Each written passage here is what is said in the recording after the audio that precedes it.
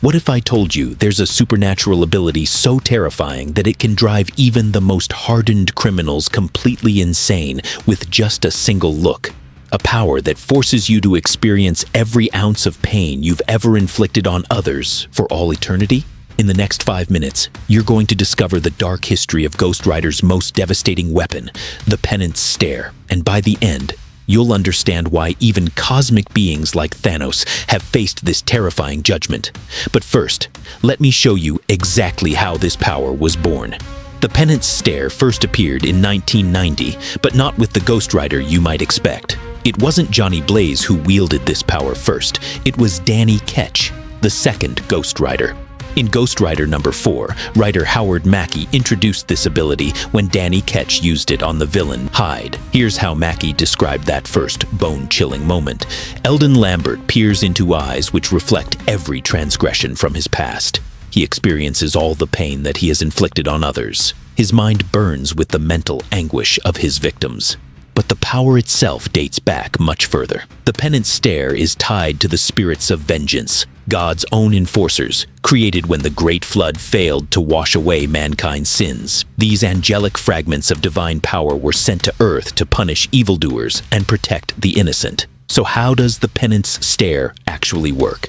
It's not just about feeling guilty. That's one of the biggest misconceptions. The stare forces its victim to experience the full emotional and physical trauma of every innocent person they've ever harmed. The power is so intense that when Johnny Blaze accidentally used it on Doctor Strange, it left the Sorcerer Supreme completely catatonic. He only recovered with the direct intervention of an angel, but here's where it gets even more terrifying.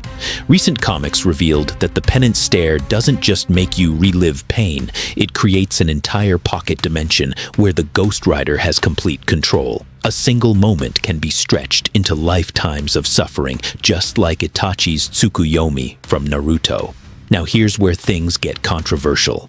Over the years, more and more characters have survived the Penance Stare, and fans are not happy about it. The most famous example?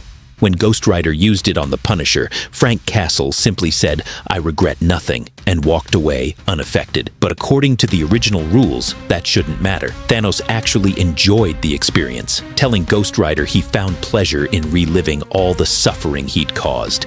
And Deadpool? His fractured psyche makes him completely immune.